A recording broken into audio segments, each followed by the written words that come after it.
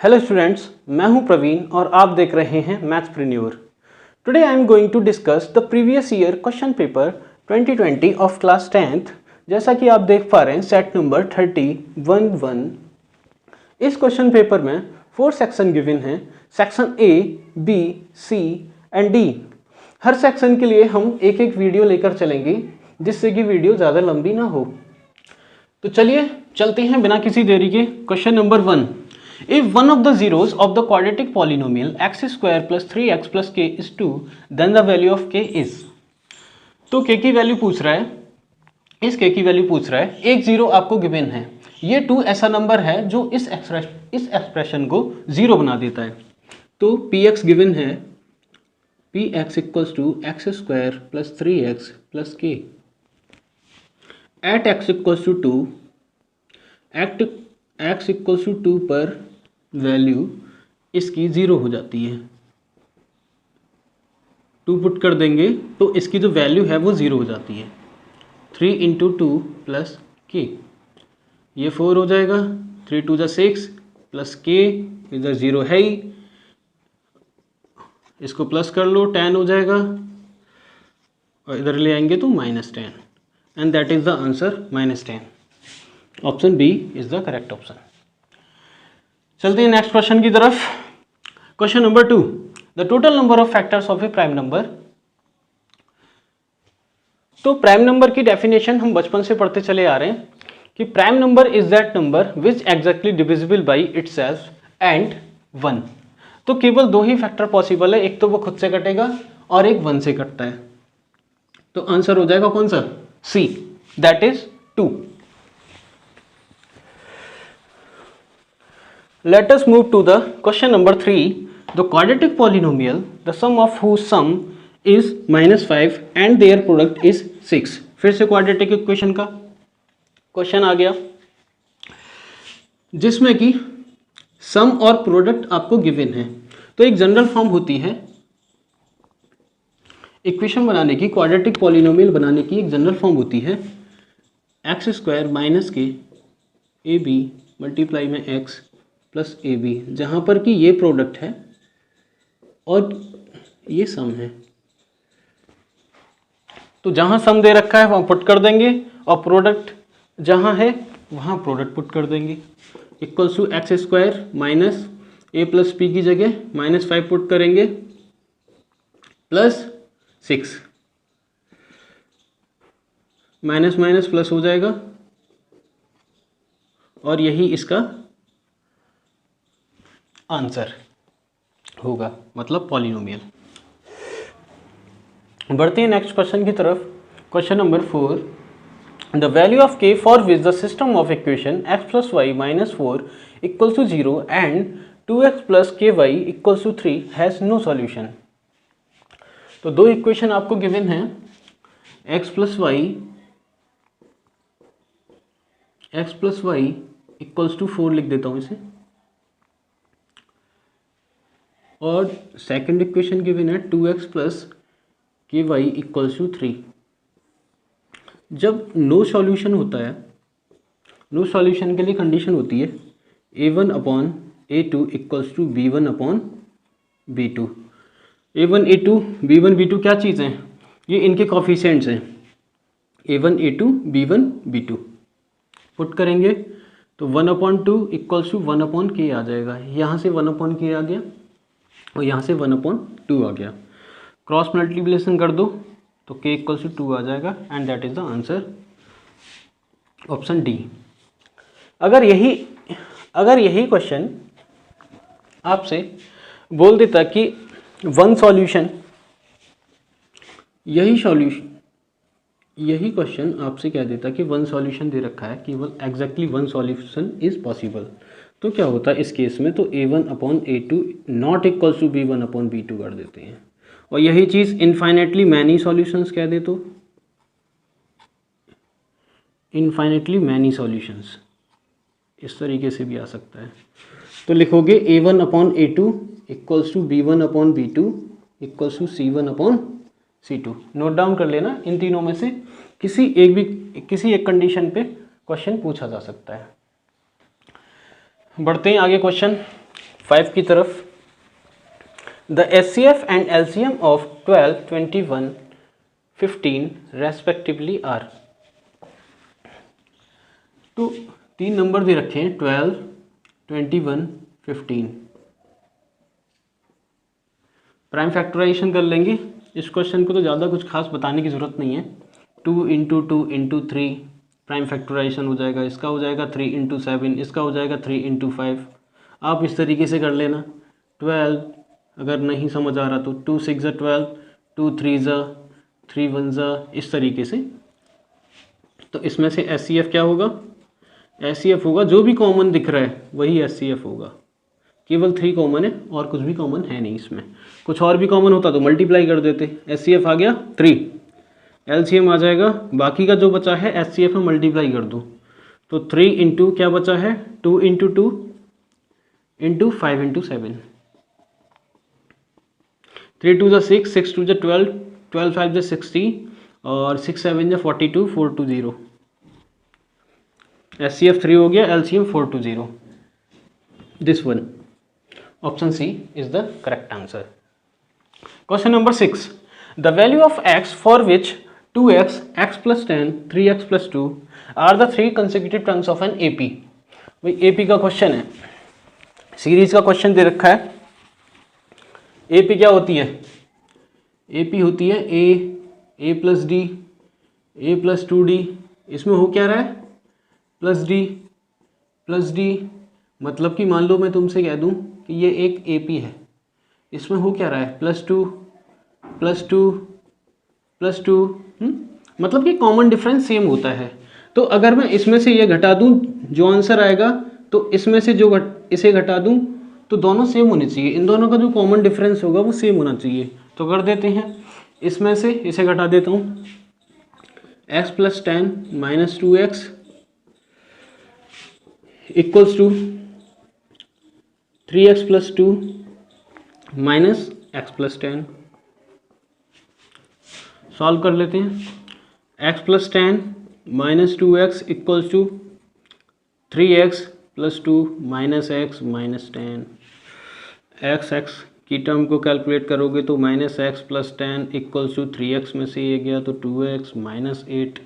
x की term एक side लेंगे तो 2x प्लस x और इधर लेंगे तो 10 प्लस 8, ये हो गया 18, उधर हो गया 3x और ये हो गया 18/3। Answer 6, that is option number। Now the question number 7 is the first term of an AP is P and the common difference is Q, then its 10th term is। First term को हम किससे denote करते हैं? A से। तो A given है P और common difference दे रखा है D, मतलब Q दे रखा है, जो D दे रखा है। बोल रहा है कि 10th टर्म निकाल दो, इसको हम A10 लिख सकते हैं equals to A plus 9D। A10 को क्या लिख सकते हैं? A plus 9D। इससे कम होता है यहाँ पर एक n-1। A दे रखा है P प्लस 9D की जगह रखेंगे Q, तो P plus 9Q is the right answer. P plus 9Q, that is option C। करते हैं next question. Question number 8। The distance between the points this one and this one is. दो point आपको given हैं, इनके बीच में distance निकालनी है। Distance formula लगा लो। डिस्टेंस फॉर्मूला होता है D equals to y2 minus y1 का स्क्वायर x2 माइनस x1 का होल स्क्वायर। इस तरीके से डिस्टेंस का फॉर्मूला होता है। y1 y2 x2 x1 ये सब कहाँ हैं? ये x1 होगा इतना, ये x1 गिवन है और ये y1। इसी तरीके से इसमें ये x2 गिवन है और ये y2। पुट कर दो, लंबा जाएगा।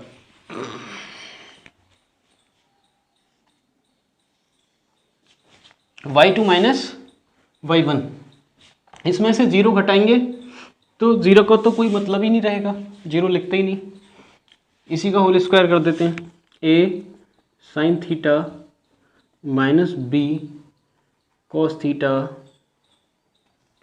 माइनस कर देते हैं कोई प्रॉब्लम नहीं, minus 0 whole square plus x2 0 minus, इसमें से ये सब्ट्रैक्ट करेंगे, a cos theta plus b sine theta, इसका भी होल स्क्वायर, फर्दर सॉल्व कर लो,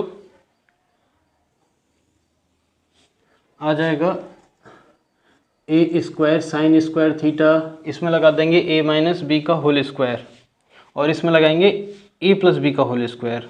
इसका तो कोई मतलब नहीं रहेगा, स्क्वायर से ये प्लस बन जाएगा। चलो देख लेते हैं, a square sine square theta plus b square cos square theta minus के 2ab sine theta cos theta आ जाएगा, प्लस ये जो स्क्वायर है इस माइनस को प्लस बना देगा। तो फाइनली होगा क्या, इस होल स्क्वायर को सॉल्व करेंगे केवल, तो a square cos square theta plus b square sine square theta plus 2ab sine theta cos theta. इससे ये कैंसिल आउट हो जाएगा, ये प्लस का है ये माइनस का है, यहाँ हम लेंगे ए स्क्वायर कॉमन तो आ जाएगा sign square theta plus cos square theta. कैसे आ रहा है, साइन स्क्वायर थीटा और कॉस स्क्वायर थीटा, ए स्क्वायर कॉमन ले लिया मैंने, इसी तरीके से बी स्क्वायर कॉमन ले लिया तब भी वही चीज़ आएगी, sign square theta plus cos square theta, जो कि एक आइडेंटिटी होती है। Sine square theta plus cos square theta identity होती है, इसका मतलब है 1। आंसर हो जाएगा a square plus b square, A square में 1 का मल्टीप्लाई करेंगे और बी स्क्वायर में भी, तो आंसर हो जाएगा a square plus b square root में। दैट इज ऑप्शन नंबर सी।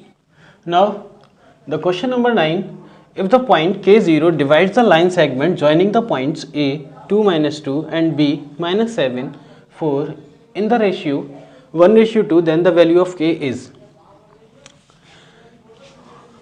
एक लाइन दे रखी है आपको, A और B 2 पॉइंट हैं और एक पॉइंट है यहाँ मान लेते हैं P पॉइंट है, जिसके कोऑर्डिनेट्स दे रखे हैं K0, A है 2 - 2 और B पॉइंट दे रखा है -7 4। जब कोई पॉइंट किसी लाइन को किसी रेशियो में डिवाइड करता है, रेशियो दे रखा है 1:2, तो फॉर्मूला होता है P xy equals to x1 n, actually ये होते हैं m और n, x1 n plus x2 m और इधर लिखेंगे m प्लस n, इधर लिखेंगे y1 n plus y2 m m plus n। ये फॉर्मूला होता है आपका। तो पॉइंट गिवन है ऑलरेडी कि यहाँ जो पॉइंट है वो K0 है और यहाँ K की वैल्यू निकलवा रहा है आपसे, तो सबसे पहले ये जो वैल्यू गिवन है वो पुट कर देंगे। तो x1 दे रखा है 2 × 2 n, ये गिवन है -7, x2 पुट करेंगे, m 1 दे रखा है, यहाँ 1 + 2 m + n करेंगे 1 + 2 हो जाएगा और ये y1 गिवन है -2 में मल्टीप्लाई करेंगे 2 का प्लस y2 4 × 1, यहाँ पर भी वही सेम 1 + 2। तो ये फॉर्मूला होता है, इससे आप इजीली ये निकाल सकते हो। हमें यहाँ वैल्यू चाहिए केवल K की, केवल K की वैल्यू चाहिए, तो हम इसी से काम चला लेंगे, उसकी ज़रूरत नहीं पड़ेगी। देखो कैसे, K इक्वल्स टू 2 × 2 हो गया 4, केवल इसको सॉल्व कर लेंगे x का पॉइंट, क्योंकि x के पॉइंट पर ही K दे रखा है 4, यहाँ हो जाएगा -7/3, -3 हो जाएगा 3 इक्वल्स टू -1। तो आंसर हो गया k equals to -1। Option D is the right answer. ठीक है, नेक्स्ट बढ़ते हैं क्वेश्चन 10 की तरफ। The value of p for which the points a, b और c, 3 पॉइंट गिवन हैं आपको और तीनों के तीनों क्या हैं, कोलिनियर हैं।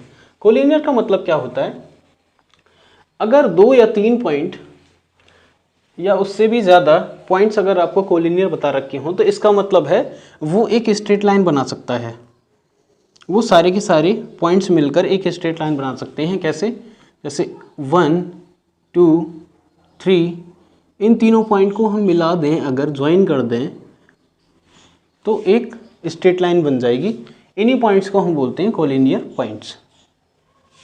लिख लेते हैं, ए, बी, सी, ये गिवन है 3, 1, 5p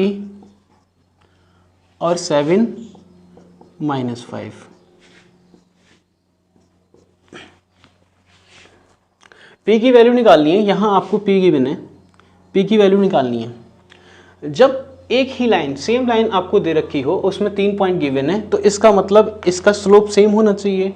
अगर हम जो 2 पॉइंट दे रखे हैं इसमें से जो स्लोप निकलेगा और ये जो 2 पॉइंट दे रखे हैं इसमें से जो स्लोप निकलेगा, इनके जो दोनों स्लोप होंगे वो इक्वल होने चाहिए, क्योंकि जो लाइन है वो सेम है। तो m1 इक्वल्स टू m2 होना चाहिए। अच्छा, m का फॉर्मूला क्या होता है स्लोप निकालने का, y2 माइनस y1 और x2 माइनस x1। तो m1 निकालेंगे, y2 में से y1 माइनस करो, p माइनस 1 और x2 minus x1, 5 minus 3 equals to m2। क्या कैसे निकालेंगे, y2 माइनस y1 मतलब -5 minus p upon 7 minus 5। Further solve कर लो, 2 -5 माइनस p, 7 में से 5 गया, 2 आ गया, 2 से 2 कैंसिल आउट हो सकते हैं। p minus 1 equals to -5 minus p, p को एक साइड ले लो तो p plus p equals to 5 plus 1, ये माइनस का है 5, तो 2p इक्वल्स टू -4 आ गया, तो p आ जाएगा -2, 2 से डिवाइड करके। Answer is option A. Now we are moving to question number 11 to 15 which are given as fill in the blanks. Question number 11. In figure, triangle ABC is circumscribing a circle. The length of BC is.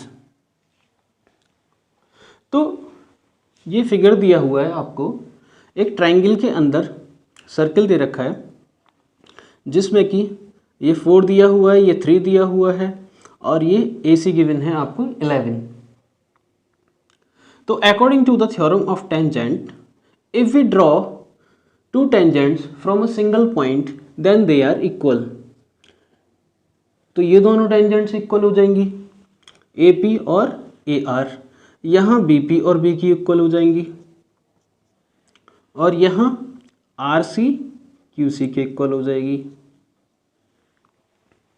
तो देखो, अगर ये 4 है तो यहाँ ये 4 हो जाएगी और यहाँ ये 3 है तो ये भी 3 हो जाएगी। अगर यहाँ 4 हो चुकी है, अगर AR 4 है तो 11 में से 4 सब्ट्रैक्ट करेंगी तो ये कितना बचेगा, 11 में से 4 गया तो 7 बच जाएगा। और अगर ये 7 है तो ये भी 7 हो जाएगी। और यहाँ आपसे यही पूछ रहा था कि BC फाइंड कर दो, तो BC इक्वल्स टू क्या होगा, BQ प्लस QC, जो कि आ चुकी हैं 3 + 7 means 10 centimetre is the answer. यहाँ क्या लिखोगे, 10। चलते हैं नेक्स्ट क्वेश्चन की तरफ। Question number 12, given triangle ABC is similar to triangle PQR if AB upon PQ equals to 1/3, then area of triangle ABC upon area triangle PQR। तो अगर कोई भी दो ट्राइंगल सिमिलर हैं, अगर कोई भी दो ट्राइंगल ऐसे सिमिलर दे देता है A B C और यहाँ D E sorry P Q R में गिवन है, पी क्यू आर, उसमें उसने रेशियो दे रखा है कि A B upon P Q equals to 1/3 है। तो एरिया किस तरीके से निकालते हैं, एरिया ए बी सी और area of triangle P Q are. अगर आपको इनमें से किसी भी डायमेंशन का रेशियो दे रखा है तो क्या करते हैं, उसी का हम स्क्वायर कर देते हैं। अगर इसका एरिया निकालना है, इसका रेशियो, तो क्या करेंगे, ए बी का स्क्वायर अपॉन पी क्यू का स्क्वायर, जिसे हम लिख सकते हैं A B upon P Q का होल स्क्वायर। अब यहाँ 1/3 पुट करेंगे क्योंकि A B upon P Q आपको गिवन है, तो 1/3 का होल स्क्वायर ये आ जाएगा 1/9, तो इसे लिखेंगे 1/9 and that is the. So question number 13, ABC is an equilateral triangle of side 2A, then length of one of its altitude is। एक इक्विलेटरल ट्राइंगल दिया हुआ है, इक्विलेटरल ट्राइंगल में सारी साइड इक्वल होती हैं और बोल रहा है कि ये 2A गिवन है, जो इसकी साइड है वो 2A आपको गिवन है।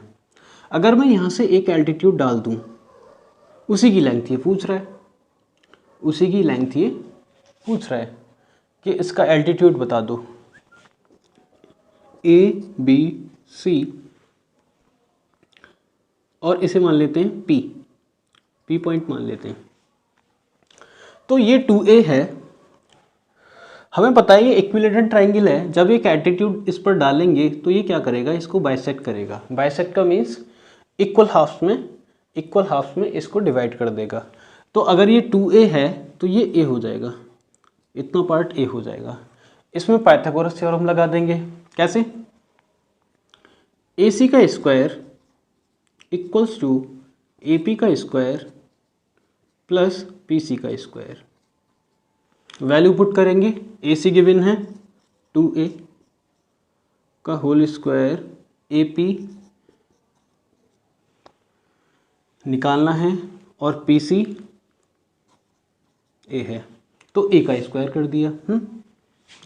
यहाँ स्क्वायर ओपन करेंगे, 4A स्क्वायर हो जाएगा इक्वल्स टू AP का square plus A square. A square को इधर ले आओ, 4A स्क्वायर माइनस का A square equals to AP square. ये हो जाएगा 3A square equals to AP square. Square को इधर ले आओ, रूट बन जाएगा, तो 3A square equals to AP। ये हो जाएगा √3 और A बाहर निकल आएगा, A स्क्वायर से स्क्वायर हट जाएगा, तो आंसर आ जाएगा √3A, और यही इसका आंसर होगा, लिख देंगे √3A। ठीक है,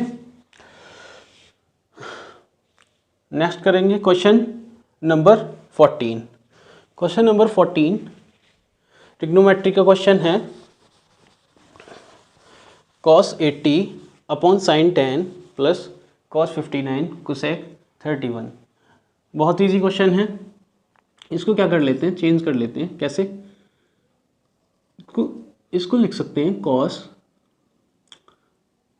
90 माइनस 10 लिख सकते हैं। इसको एज इट इज़ लिख देते हैं, प्लस cos 59 को भी चेंज कर लेते हैं, cos 59 को लिख लेते हैं cos 90 माइनस 31। अगर 90 में से हम 31 माइनस करेंगे तो ये 59 ही आ जाएगा, कोई प्रॉब्लम नहीं है। इसको लिख लेते हैं इनटू कोसेक की जगह लिख लेते हैं 1/sin 31, क्योंकि हम कोसेक थीटा को 1/sin थीटा लिख सकते हैं। cos 90 माइनस थीटा को लिखेंगे क्या, sin 10, क्योंकि हमें पता है कि cos 90 माइनस थीटा जो होता है वो sin थीटा के इक्वल होता है। तो sin 10 अपॉन sin 10 प्लस यहाँ हो जाएगा फिर से सेम वही चीज़, sin 31 इंटू अपॉन में ऑलरेडी sin 31 है। साइन 31 से साइन 31 कैंसिल हो जाएगा, साइन 10 से साइन 10 कैंसिल हो जाएगा, यहाँ क्या बचेगा 1 और यहाँ भी 1 बचेगा, तो 1 + 1 इक्वल्स टू 2। तो आंसर आ गया 2। ओके, चलते हैं क्वेश्चन 15 की तरफ। The value of sine square theta plus 1/1 plus tan square theta equals to. तो फिर से ट्रिग्नोमेट्री का क्वेश्चन है।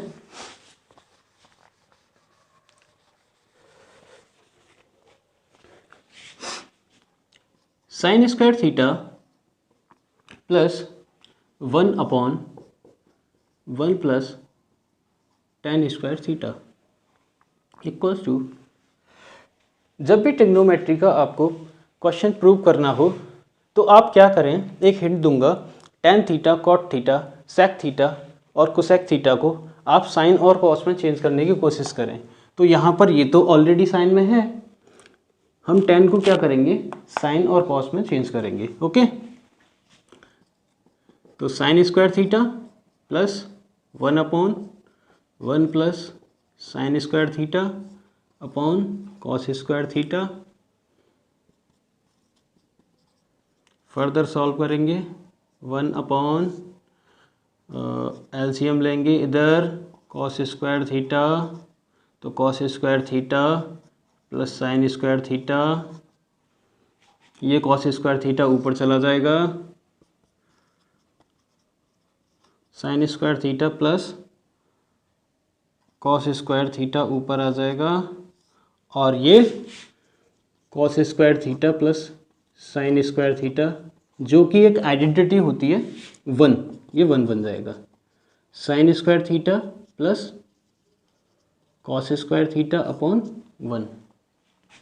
फिर से देखेंगे तो फिर से वही आइडेंटिटी बन रही है, sine square theta plus cos square theta, again फिर से 1 बन जाएगा, और यही इसका आंसर है। आंसर आ जाएगा 1। ठीक है, तो इस तरह से आप सॉल्व करें। भी आपका क्वेश्चन नंबर 15 है जो कि चॉइस में गिवन था, इस क्वेश्चन को भी सॉल्व कर लेते हैं। फिर से वही सेम काम करेंगे, tan को चेंज करो,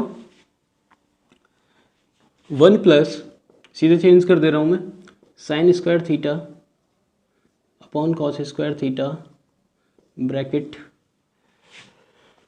यहाँ देखेंगे, यहाँ तो ये a माइनस बी और a प्लस बी की फॉर्म बन रही है, जैसे कि हम बोल सकते हैं a square minus b square, तो यही इसमें लगाएंगे, तो 1 का स्क्वायर माइनस के साइन का स्क्वायर हो जाएगा, 1 का square minus sine square theta. LCM cos square theta हो जाएगा, तो cos square theta plus sine square theta, और यहाँ हो जाएगा 1 minus sine square theta, 1 square तो 1 ही रहेगा, यह हो जाएगा cos square theta according to identity sine square theta plus cos square theta equals to 1। यहाँ जो आइडेंटिटी है sine square theta plus cos square theta 1 बना रही है, यहाँ हो गया cos square theta into cos square theta, again cancel out, answer हो जाएगा 1। तो इसका आंसर भी 1 आएगा। Again we are moving to different type of question, question number 16 to 20। तो क्वेश्चन नंबर 16 है, the ratio of length of A vertical rod and the length of its shadow is 1:√3। Find the angle of elevation of the sun at that moment. एक vertical rod given है आपको और उसकी shadow पड़ रही है, मान लो सन यहाँ है तो इसकी रोशनी इधर पड़ेगी, तो शैडो किधर पड़ेगी, इधर। तो रेशियो गिवन है 1:√3। ये वर्टिकल रॉड है, वर्टिकल रॉड और length of it shadow. Vertical rod को ये रिप्रेजेंट कर रहा है और शैडो को ये रिप्रेजेंट कर रहा है, तो इसीलिए मैंने ये लिखा है ऐसे। ठीक है, अब मुझे पता है कि ये परपेंडिकुलर है और ये बेस है। अच्छा, यहाँ पर पूछ रहा है कि एंगल ऑफ एलिवेशन बता दो, तो एंगल ऑफ एलिवेशन मान लो मैंने थीटा मान लिया, तो ऐसे बोल सकते हैं let the angle of elevation is theta. तो मुझे पता है कि P/B जो होता है वो tan में आता है। तो tan थीटा इक्वल्स टू हो जाएगा यहाँ से P अपॉन बी, तो 1/√3 हो जाएगा P अपॉन बी। 1/√3 को लिख सकता हूँ मैं tan की फॉर्म में tan 30। tan थीटा को इक्वेट कर लो tan 30 से, कंपेयर करोगे तो थीटा इक्वल्स टू आ जाएगा 30 डिग्री, और यही इस क्वेश्चन में पूछ रहा था, एंगल ऑफ एलिवेशन। ठीक है, बढ़ते हैं नेक्स्ट क्वेश्चन की तरफ। To cons have their heights in the ratio 1:3 and radii 3:1। What is the ratio of volume? तो दो चीज़ें आपको गिवन हैं, एक तो हाइट का रेशियो दे रखा है और रेडियस, यही दो चीज़ें इसमें होती हैं सॉल्व करने के लिए। क्या सॉल्व करने के लिए? वॉल्यूम। तो V1 अपॉन V2 लिखेंगे, बोल रहा है कि कोन का फॉर्मूला क्या होता है वॉल्यूम के लिए? 1/3 पाई r², h। यहाँ लिखूंगा मैं 1/3 पाई, यहाँ लिख देंगे r1, क्योंकि r और h दोनों की डिफरेंट हैं, लेकिन फॉर्मूले में 1/3 पाई होता है। r1 का स्क्वायर और h1, 1/3 पाई r2 का स्क्वायर और h2। यहाँ से 1/3 और 1/3 कैंसिल, पाई से पाई कैंसिल, बचेगा क्या? यहाँ मैं कर लूँगा r1/r2 का होल स्क्वायर बना देता हूँ इसे, बात तो वही है, इंटू h1/h2। तो r1/r2 आपको गिवन है दिस वन 3/1, यहाँ होल स्क्वायर होगा इसका, और h1/h2 दिस वन 1/3। 3 का स्क्वायर करेंगे 9/1 इंटू 1/3, तो 3 3 जा 9 हो जाएगा, और 3 ही इसका आंसर होगा। 3/1 सॉरी। तो रेशियो लिखेंगे V1/V2 आ गया 3/1, जिसे कि आप ऐसे भी लिख सकते हो 3:1, तो आंसर होगा 3:1। तो जब भी आपको रेशियो निकालने को आए सीधे फॉर्मूला पुट करेंगे आप, ध्यान रखना। Question number 18, a letter of English alphabet is chosen at random, what is the probability that the chosen letter is a consonant? तो कॉन्सोनेंट की बात कर रहा है भाई, वॉवेल और कॉन्सोनेंट तो पढ़े होंगे आपने। वॉवेल कितने होते हैं पूरे अल्फाबेट्स में? 5 होते हैं। नंबर ऑफ वॉवेल्स कितने होते हैं? Number of vowels equals to 5। तो कॉन्सोनेंट्स कितने हो जाएंगे?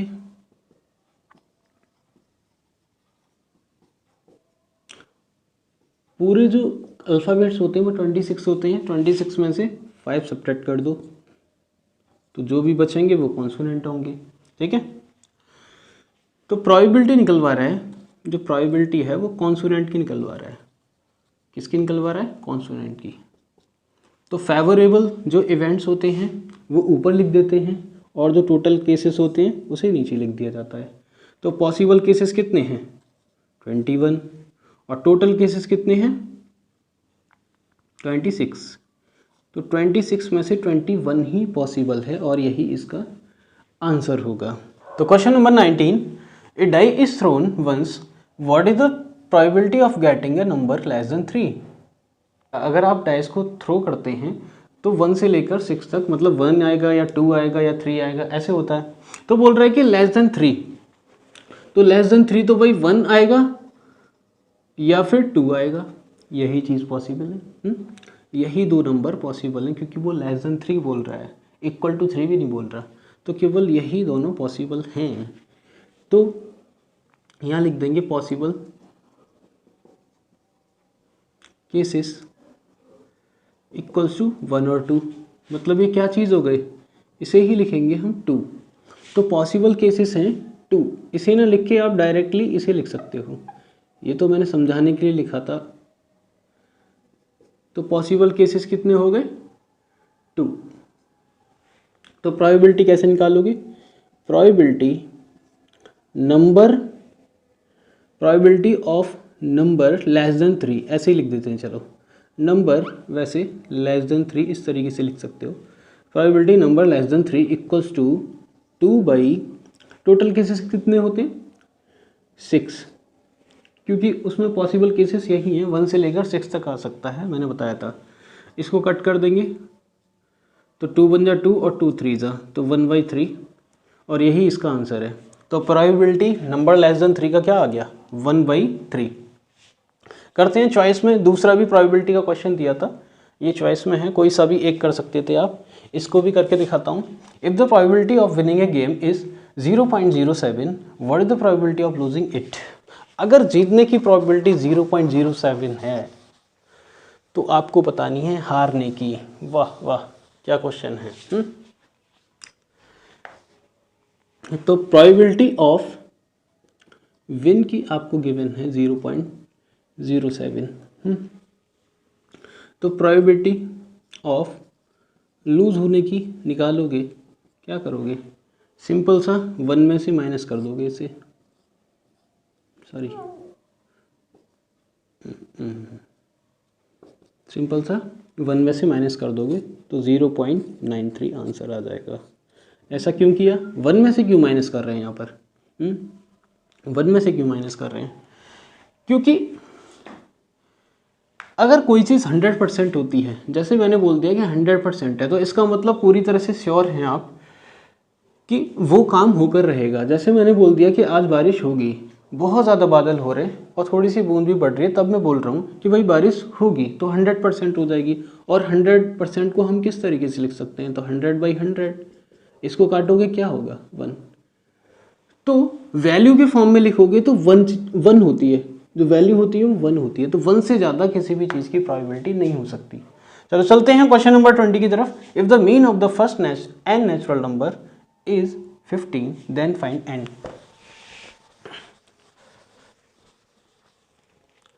तो मीन गिवन है आपको 15 n नेचुरल नंबर्स का।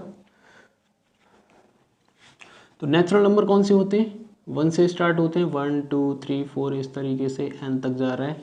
और यहाँ कहीं आपका मीन है, मतलब मीन दे रखा है इक्वल्स टू 15। तो इन नंबर का मीन क्या होता है भाई, एवरेज। एवरेज में क्या करते हैं, इन सब का सम कर लेते हैं, मतलब कि सम और बाई n कर देंगे इक्वल्स टू 15, यही तो होगा। तो सम क्या होगा भाई, तो सम होगा, इनको सबको प्लस करेंगे, मतलब 1 + 2 + 3 इस तरीके से प्लस n तक करेंगे बाई n।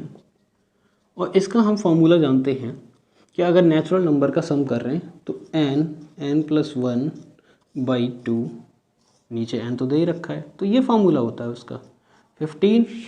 n को इसमें मल्टीप्लाई कर दो, n + 1 2n, n से n कैंसिल हो जाएगा, यहाँ 15 है ही, उधर ले जाके मल्टीप्लाई कर दो तो 15 2 जा 30 हो जाएगा। और ये n = 30 - 1, तो n = 29 and that is the answer 29। So students, section A is completed. In the next video we will start from section B, that will be the part 2। और हाँ, क्लास 10th के जो भी बच्चे आपके कांटेक्ट में हों उन्हें शेयर कर दीजिए, बोर्ड एग्जाम से पहले उन्हें काफ़ी हेल्प मिलेगी। तो जुड़े रहिए हमारे साथ, मिलते हैं नेक्स्ट वीडियो में। Thanks for watching.